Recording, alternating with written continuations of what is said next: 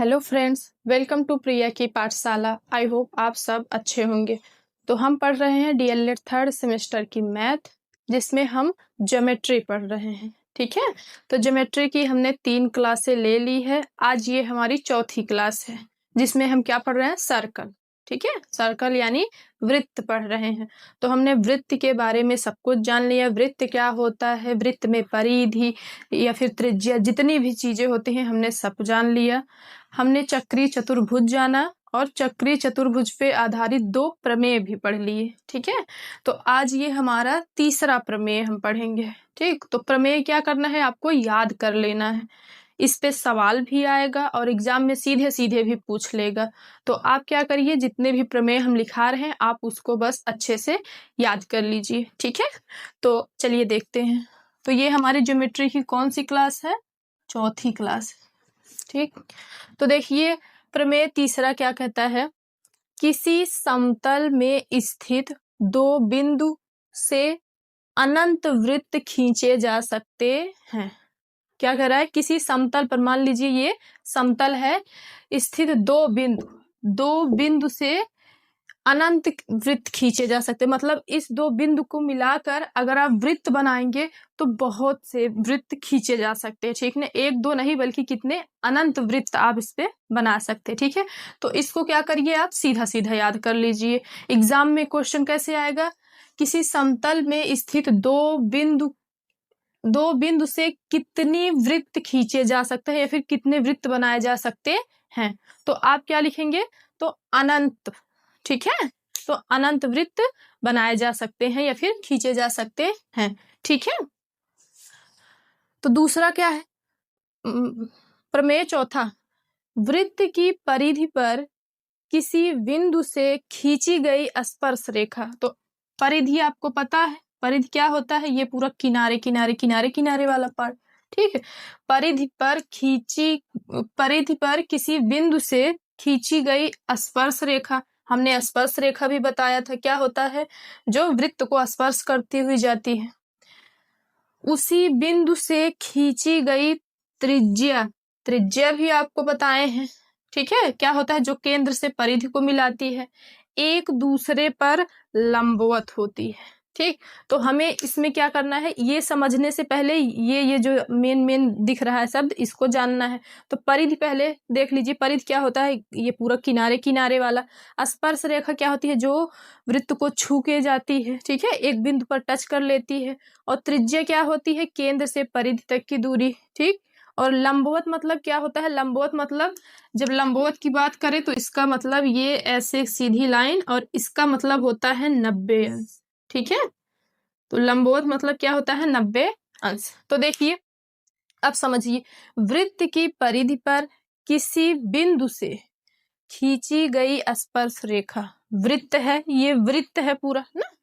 तो कह रहा है कि किसी बिंदु पर, मान लीजिए ये बिंदु है, बिंदु पर खींची गई स्पर्श रेखा। तो ये स्पर्श रेखा किस बिंदु को टच कर रही है, तो मान लीजिए ये है एम बिंदु पर टच कर रही है, और इसको मान लीजिए ओ।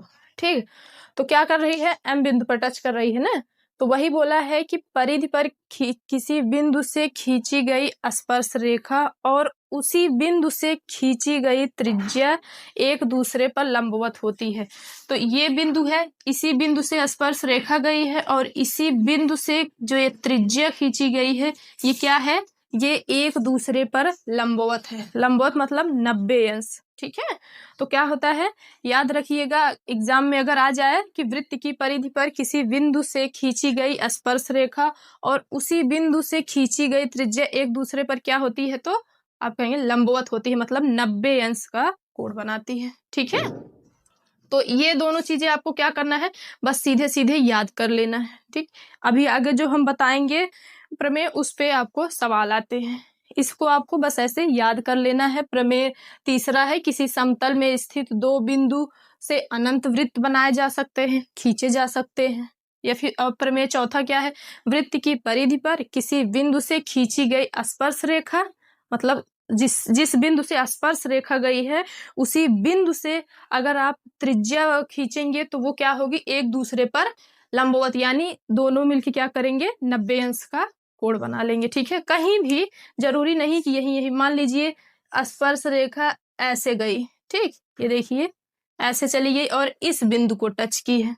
मान लो ये बिंदु पी बिंदु को टच करते हुए स्पर्श रेखा गई है। तो अगर इसी बिंदु से हम ऐसे केंद्र से मिलाएंगे, ठीक, इसको केंद्र से मिलाएंगे तो ये तो त्रिज्या हो गई। तो त्रिज्या क्या कर रही है, उस बिंदु पे 90 अंश का कोण बना रही है। कहीं भी आप ऐसे करेंगे, स्पर्श रेखा जिस बिंदु से जाएगी, जिस बिंदु को टच करते हुए उस बिंदु से अगर आप एक त्रिज्या बनाएंगे तो वो क्या करेगा, 90 अंश का कोण बनाएगा, ठीक है। यानी वो एक दूसरे पर क्या होंगे, लंबवत होंगे, ठीक है। तो अब हम चलेंगे प्रमेय नंबर 5 पर, ठीक है। तो चलिए देखते हैं। देखिए प्रमेय 5वां क्या कह रहा है, अर्धवृत्त में बना कोण समकोण होता है। अर्धवृत्त, अर्धवृत्त मतलब आधा वृत्त, ठीक है। तो अर्धवृत्त में बना कोण समकोण होता है। और समकोण मतलब अभी जब कोण समझाए थे तो क्या बताए थे, समकोण मतलब कितने अंश का, तो हम कहेंगे 90 अंश का, ठीक है। 90 अंश का कोण है तो उसे हम क्या कहेंगे, समकोण, ठीक। तो अर्धवृत्त में बना कोण समकोण होता है। ये वृत्त है, अर्धवृत्त मतलब इसको आधा आधा बांटना है। तो जो केंद्र से होके जीवा जाती है उसको हम क्या कहते हैं, व्यास। ये चीज हम पढ़े हैं कि व्यास क्या होता है, जो जीवा केंद्र से होकर जाती है वो हमारी कहलाती है व्यास। और व्यास करता क्या है, व्यास वृत्त को 2 बराबर भागों में बांट देता है, ठीक है। व्यास क्या करता है, वृत्त को 2 भागों में बांट देता है और वो भी बराबर भागों में। तो ये हम मान लीजिए ये व्यास बना दिए तो ये क्या हो गया, ये आधा आधा हो गया, ठीक है। तो ये अब कहलाएगा अर्धवृत्त, ठीक। तो हमने क्या पढ़ा, अर्धवृत्त में बना कोण समकोण होता है। मतलब ये अर्धवृत्त, ये व्यास हुआ है, मतलब ये अर्धवृत्त है।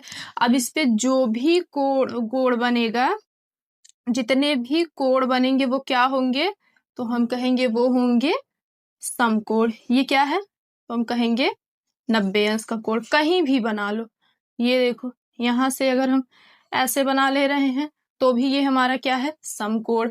इधर से अगर हम ऐसे बनाएंगे तो भी ये हमारा क्या है, तो हम कहेंगे समकोण, मतलब 90 अंश का कोण। तो हम क्या कह रहे हैं, इतना समझिए कि हमें क्या करना है, 90 अंश का कोण बनाएगा हर जगह से, ठीक। तो अर्धवृत्त में बना कोण क्या होता है, समकोण होता है। सीधा सीधा बस इतना याद रखिए, ठीक। प्रमेय 5वें में हम क्या याद रखेंगे, अर्धवृत्त में बना कोण क्या होता है, तो समकोण। अगर वृत्त आधा है, अर्धवृत्त है, तो अगर कोण बन रहा है, कोई भी आप कहीं भी कोण बनाएंगे तो वो क्या होगा, समकोण होगा, यानी 90 अंश का कोण बनेगा, ठीक है। एग्जाम में अगर पूछ लिया कि अर्धवृत्त में बना कोण, ऑप्शन दे दिया क्या होता है, जैसे न्यून कोण, अधिक कोण, कुछ भी दे दिए तो आप क्या लगाएंगे, समकोण होता है, ठीक है। अब देखिए 6वां क्या है हमारा, एक ही वृत्त में बराबर जीवाएं, क्या कह रहा है, बराबर जीवाएं केंद्र से बराबर दूरी पर स्थित होती है। क्या कह रहा है समझिए, एक ही वृत्त में, एक वृत्त है, बराबर जीवाएं, जीवा क्या होती है, तो क्या है, एक बिंदु से दूसरे बिंदु को मिला रही है ये रेखा, तो ये क्या है, जीवा है। तो बोल रहा है कि एक ही वृत्त में बराबर जीवा है। अगर ये जीवा बराबर हैं, ये MN और ये PQ, मतलब अगर MN बराबर PQ है, ठीक है। अगर दोनों जीवाएं, मतलब यहां से यहां तक की दूरी इसकी और इसकी दूरी दोनों अगर बराबर है, तो बोल रहा है कि केंद्र से, ये जो केंद्र है, केंद्र से भी इनकी दूरी क्या होगी, तो बराबर होगी, ठीक है। अगर ये दोनों बराबर हैं, जीवा बराबर है, तो केंद्र से जो दूरी होगी दोनों की, ये केंद्र है, यहां से जितनी दूरी इसकी होगी वही यहां से इसकी भी होगी, ठीक है। ऐसे नहीं समझ में आया, सवाल देखिए आप, जैसे कोई क्वेश्चन हम दे दिए, ठीक है। तो ये हमारी मान लीजिए 2 जीवा है, ठीक, और ये दोनों क्या है, बराबर है, A B, यहाँ हम C और D कर दे, ये हमारा केंद्र, ठीक। अगर हम कह रहे हैं कि जीवा AB बराबर CD है, मतलब दोनों जीवाएं बराबर है, और क्या है, क्वेश्चन में दे दिया कि ये 1 मिनट, ठीक, इसका मान दिया है मान लो 5 सेंटीमीटर, ठीक, और पूछ लिया इसका बताइए, ठीक। इसको केंद्र O मान लीजिए, यहाँ पे जो बिंदु है इसको M, इसको मान लेते हैं हम N। तो पूछ रहा है किसका, O N की दूरी बताइए। O और N मतलब केंद्र से यहाँ इस बिंदु की, इस जीवा की दूरी बताइए। तो बताइए क्या होगा। तो कौन सा प्रमेय आपको याद आ जाना चाहिए। ये प्रमेय छठवां क्या कह रहा है, एक ही वृत्त में बराबर जीवा, जीवा बराबर है। क्वेश्चन में वो पहले ही बोल देगा कि जीवा क्या है, बराबर है। ए बी बराबर सी डी, दोनों जीवाएं क्या है, बराबर हैं। तो केंद्र से बराबर दूरी पर स्थित होती हैं। ये बोल दे रहा है कि अगर वो बराबर है तो केंद्र से भी बराबर दूरी पर होंगी। इसका मतलब अगर ये दोनों बराबर हैं तो अगर ओ एम की दूरी 5 सेंटीमीटर है तो बोल रहा है केंद्र से दोनों की दूरी बराबर होगी, तो ये भी कितना हो जाएगा, तो हम कहेंगे 5 सेंटीमीटर। मतलब कितना आएगा, 5 सेंटीमीटर। ठीक है, बोल रहा है बराबर जीवाएं हैं तो केंद्र से दूरी बताइए। एक का अगर आपको दिया है तो समझ जाइए उसका भी वही होगा। ठीक है, एक सवाल और इस पे देखिए।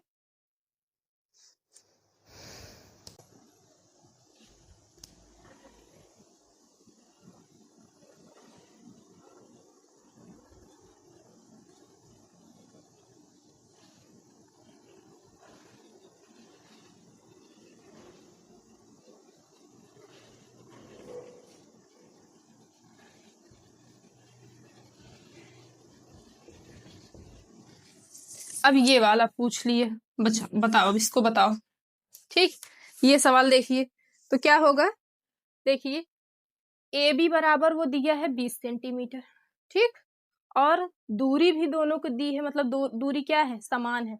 तो यहां से देखिए केंद्र से अगर दूरी समान है, इसका भी 7 सेंटीमीटर, इसका भी 7 सेंटीमीटर। ठीक है, ये केंद्र है, यहाँ से इसकी दूरी, मतलब ये दूरी मान, इसको हम अलग कर देते हैं, लीजिए ये व्यास क्या करता है, 2 भागों में बांट देता है। ठीक है, व्यास केंद्र से होके जाता है ना, अब ये अलग हो गया। ठीक, देखिए तो यहाँ से इसकी दूरी कितनी है, तो हम कहेंगे 7 सेंटीमीटर, और यहाँ से इस जीवा की दूरी है 7 सेंटीमीटर।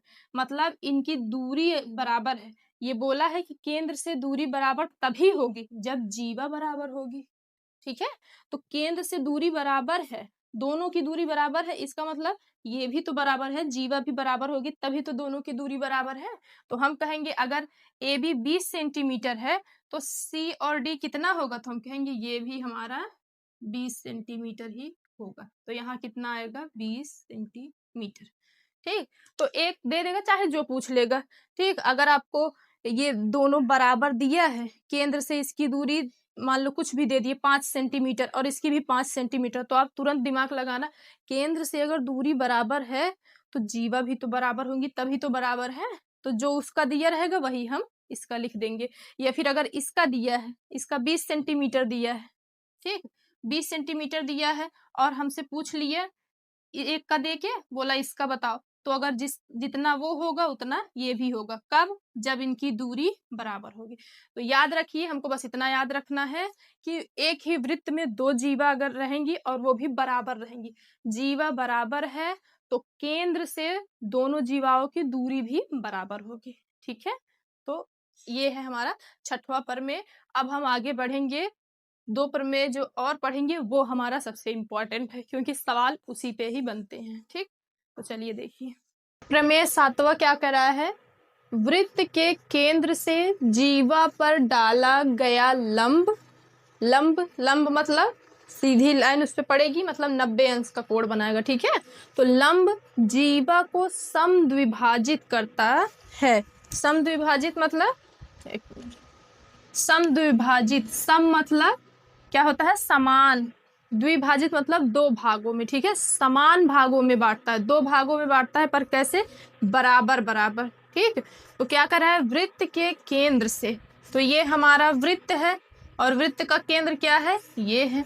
वृत्त के केंद्र से जीवा पर, तो जीवा क्या है, ये हमारी जीवा है, जीवा पर डाला गया लंब, लंब हमने केंद्र से क्या किया, यहाँ जीवा पर एक लंब डाला। ठीक है, ये लंब मतलब एक लंब डाला तो 90 अंश का कोण बन गया। डाला गया लंब जीवा को समद्विभाजित करता है, मतलब जब ये लंब इस पे पड़ेगा तो ये क्या करेगा, इस जीवा को 2 बराबर भागों में बांट देगा।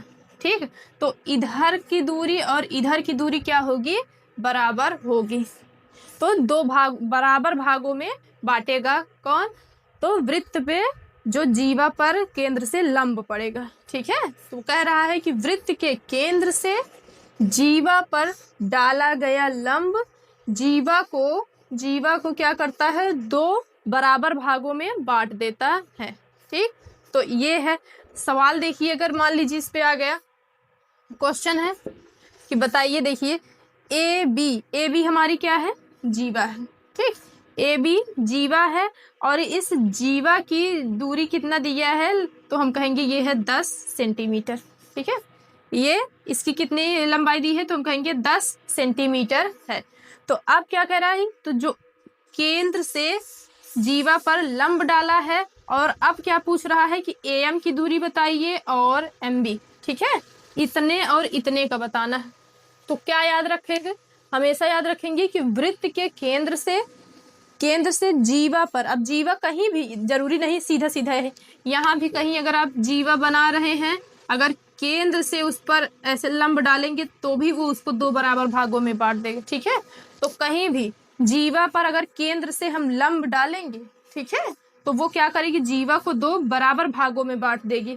तो अगर ये 10 सेंटीमीटर है, ए बी मतलब जीवा 10 सेंटीमीटर है, तो एम कितना होगा? एम तो बराबर भागों में मतलब इसका आधा और इसका आधा, तो 10 का आधा हम क्या कहेंगे? तो एम बराबर कितना होगा? तो 5, और एम बी बराबर कितना होगा? इसका भी होगा 5। बराबर भागों में बांट रहा है ना। अगर यही मान लीजिए 20 है, तब एम के कितना होगा? तो हम कहेंगे तब 10 हो जाएगा। एम बी कितना होगा? 10। कुछ भी दे दे जीवा, कुछ भी दे, 20 सेंटीमीटर 50 सेंटीमीटर मतलब कुछ भी दे दे, तो जब अगर उस पर लंब पड़ा है तो इसका मतलब है जो 2 भागों में बटा है वो कैसा है? बराबर भागों में बटा है। तो दोनों को बराबर बराबर बांट दो। ठीक है, तो इस पे क्या होता है? इस पे क्वेश्चन आते हैं, इस प्रमेय पे एग्जाम पे क्वेश्चन आते हैं। तो क्वेश्चन जब हम प्रैक्टिस करवाएंगे तो अब हम उसमें क्वेश्चन आपको कराएंगे। अभी आप सिर्फ प्रमेय अच्छे से समझते चलिए। ठीक, इस पे क्वेश्चन जो बनते हैं तो उसमें पाइथागोरस प्रमेय वगैरह भी लगता है, तो वो जब हम क्वेश्चन प्रैक्टिस कराएंगे तब आपको बताएंगे। अभी आप करिए कि प्रमेय आप बस याद करते चलिए, समझते चलिए। अगर ऐसा छोटा मोटा क्वेश्चन आपको मिल जा रहा है तो आप ध्यान में रखिए कि हाँ इतना ये है, ये लंब डाला गया है, इसका मतलब ये दोनों क्या होंगे? बराबर भागों में बटेंगे, तो आधा आधा बांट देना। ठीक है, तो आगे चलिए एक प्रमेय और देखिए। प्रमेय 8 क्या कह रहा है? किसी चाप द्वारा, तो चाप मतलब समझते हैं ना, ये वृत्त के किसी हिस्से को काट लिया जाए तो वही हमारा क्या है? चाप। ठीक है, परिधि का हिस्सा अगर कट कर दे तो वो उतना हमारा क्या है? चाप। मान लीजिए ए और बी इतना हमने कट किए तो ये हमारा क्या है? चाप। ठीक, तो किसी चाप द्वारा वृत्त के केंद्र पर बना कोण, वृत्त के केंद्र पर, इस चाप द्वारा देखो वृत्त के केंद्र क्या है? ओ, तो केंद्र पर भी कोण बन रहा है और परिधि पर बने कोण का 2 गुना होता है। ठीक है, परिधि पर बने कोण का क्या होगा? 2 गुना होगा। मतलब अगर ये ए और बी है, ए और बी क्या है? ये चाप है। ठीक, इसके द्वारा एक कोण तो यहाँ केंद्र पर बन रहा है और इसी चाप द्वारा एक कोण कहाँ बन रहा है? परिधि पर बन रहा है। तो क्या बोल रहा है कि जो परिधि पर बना कोण है उसका क्या होगा? ये 2 गुना होगा। कितना होगा? 2 गुना होगा। कौन सा 2 गुना होगा? परिधि पर बने कोण का जो केंद्र पर बना कोण होगा वो 2 गुना होगा। मतलब परिधि पर चाहे जहां कोण बन जाए, लेकिन जो केंद्र पर होगा वो उसका 2 गुना ही होगा। ठीक, तो यहाँ का कोण क्या होगा? हमेशा कहीं भी कोण बनाओ कहीं भी, तो ये हमेशा क्या होगा? 2 गुना होगा। ठीक, तो ये क्या बोल रहा है? किसी चाप द्वारा वृत्त के केंद्र पर बना कोण, वृत्त के केंद्र पर बना कोण परिधि पर बने कोण का 2 गुना होता है। मतलब केंद्र वाला हमेशा इन सब का 2 गुना होगा। कहीं भी आप बना दीजिए, मान लीजिए ये यहाँ बना दिए इसी चाप द्वारा ये, तो इसका भी क्या होगा? 2 गुना होगा। लो हम इस पे बना दिए, 1 मिनट, यहाँ बना दिए, इस चाप द्वारा यहाँ कोण बना दिए, तो इसका भी ये क्या होगा? 2 गुना होगा। मतलब हमेशा परिधि पर चाहे जितने का अंश का कोण बने उसका 2 गुना हमेशा केंद्र पर होता है। देखिए सवाल देखिए, अगर जैसे एग्जाम में दे दिए, ठीक है। ए बी चाप द्वारा केंद्र पर बना कोण और ए बी चाप द्वारा ही सी मतलब सी पे बना कोण। तो देखिए ए सी बी बराबर कितना दिया है, कोण ए सी बी बराबर दिया है 30 अंश। एक चीज याद रखिए, जिसको मतलब इंगित करना होता मतलब बताना होता है उसको हमेशा बीच में रखते हैं, ठीक है। तो कोण किसको दिखाना है, सी, कोण सी है और ये कोण ओ है, ठीक। तो सी कोण बताना है तो सी वाले को हमेशा बीच में रखेंगे। मतलब इसमें यही नियम है कि जिस कोण को दिखाना होता है तो वो हमारा क्या होता है, बीच में होता है। तो कोण सी हम डायरेक्ट भी लिख सकते हैं, कोण सी बराबर 30 अंश, ठीक है। या फिर अगर ऐसे लिखना है, यहाँ से बन रहा है कोण ना, तो ए सी बी लेना होगा, इससे कोण बन रहा है तो सी को हमेशा बीच में रखेंगे। ऐसे भी लिख सकते हैं कोण बी सी ए, बी पहले कर दो ए बाद में कर दो, लेकिन जो कोण है सी को दिखाना है तो सी हमेशा बीच में रहेगा, ठीक है। तो ये हो गया, दिया है कोण ए सी बी बराबर 30 अंश, मतलब सी का 30 अंश है। और पूछ लिया कोण ए ओ बी, कोण ए ओ बी बराबर क्या होगा बताइए। ओ का पूछ रहा है, कोण ओ बताइए कितना होगा। तो हम क्या करेंगे, इस प्रमेय को याद करेंगे कि किसी चाप द्वारा बन रहा है ना, किसी चाप द्वारा वृत्त के केंद्र पर बना कोण परिधि पर बने कोण का 2 गुना होगा। मतलब ये क्या होगा, 2 गुना। अगर ये 30 है, ये 30 है तो ये कितना हो जाएगा, 30 का 2 गुना कितना होता है, तो 60 भी तो होता है, 2 का गुणा कर दो। तो हमारा ए ओ बी कितना आएगा, हम कहेंगे 60 आएगा, ठीक। परिधि पर दे देगा आपको कोण कि इतना है, तो केंद्र पर बताइए क्या करेंगे, 2 गुना कर देंगे। और अगर उल्टा कर दे, लो इसको ना दे और दे दे कि ए ओ बी बराबर 60 है, तो कोण ए सी बी बताइए, ये वाला पूछ लिए, ठीक। तो क्या करेंगे, ये 2 गुना है तो यहाँ वाला क्या होगा, तो इसको आधा कर देंगे, 2 से भाग दे देंगे, ठीक है। तो 2 से जब भाग देंगे तो 60 को हम अगर 2 से भाग दिए तो कितना होगा, 30 ही तो आएगा। तो यहाँ कितना हो जाएगा, 30, ठीक। तो हमें क्या याद रखना है कि अगर परिधि पर जो कोण बना है उसको अगर हमें निकालना हुआ केंद्र वाला तो 2 गुना कर देंगे, और अगर केंद्र पर दिया है, परिधि का पूछ लिया है, तो 2 से भाग कर देना है, क्योंकि हमेशा इसको क्या करना है, इसका 2 गुना रखना है, ठीक है। तो ये हमारा है प्रमेय 8, जिसमें हमको क्या करना है, एग्जाम में अगर सवाल मिल जाए तो ऐसे ही करना है, दिमाग में रखना है। परिधि का दिया है तो केंद्र वाला 2 गुना कर देना है, और अगर केंद्र पे दिया है और परिधि के पूछ रहा है तो 2 से भाग कर देना, तो ये आधा हो जाएगा, ठीक है। तो आई होप आपको प्रमेय समझ में आया होगा। हमने इस पे प्रैक्टिस नहीं कराया, ये हम बाद में करा देंगे। आज हम सिर्फ प्रमेय आपको बताए हैं। अब इस पे जितने क्वेश्चन होंगे आप खुद से करने की कोशिश करिएगा, नहीं तो हम प्रैक्टिस कराएंगे, ठीक है। तो मिलते हैं आपसे नेक्स्ट वीडियो में, तब तक के लिए टाटा बाय बाय, नमस्ते।